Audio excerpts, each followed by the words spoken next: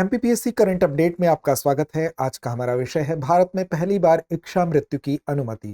तो आइए सबसे पहले जानते हैं ये चर्चा में क्यों है। एक ऐतिहासिक न्यायिक हस्तक्षेप में भारत के सर्वोच्च न्यायालय ने पहली बार किसी व्यक्तिगत रोगी के लिए निष्क्रिय इच्छा मृत्यु यानी कि पैसिव यूथेनेशिया के व्यावहारिक क्रियान्वयन की अनुमति प्रदान की है। आइए अब नजर डालते हैं इसके मुख्य बिंदुओं पर। न्यायमूर्ति जेबी पादरीवाला तथा न्यायमूर्ति केवी विश्वनाथन की पीठ ने 32 वर्षीय हरीश राणा के लिए जीवन रक्षक उपचार वापस लेने की अनुमति प्रदान की, जो 13 वर्षों से अधिक समय से स्थायी अचेतन अवस्था में थे।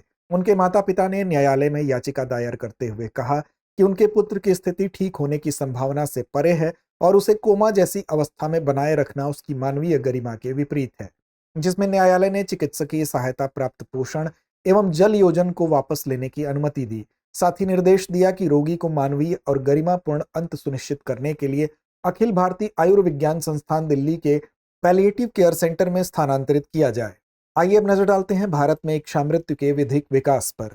गरिमापूर्ण मृत्यु का अधिकार की अवधारणा समय के साथ कई महत्वपूर्ण न्यायिक निर्णयों के माध्यम से विकसित हुई है। अरुणा शानबाग मामला 2011। इस मामले में सर्वोच्च न्यायालय ने पहली बार सैद्धांतिक रूप से निष्क्रिय इच्छा मृत्यु को मान्यता दी। यद्यपि संबंधित याचिका को अस्वीकार कर दिया गया।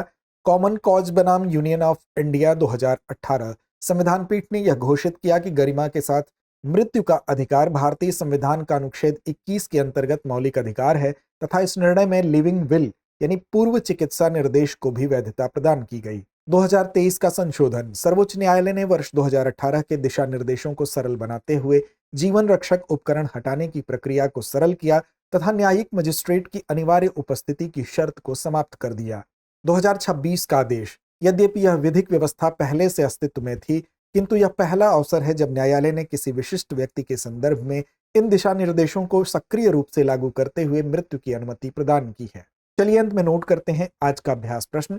गरिमा के साथ मृत्यु का अधिकार किस अनुच्छेद के अंतर्गत आता है?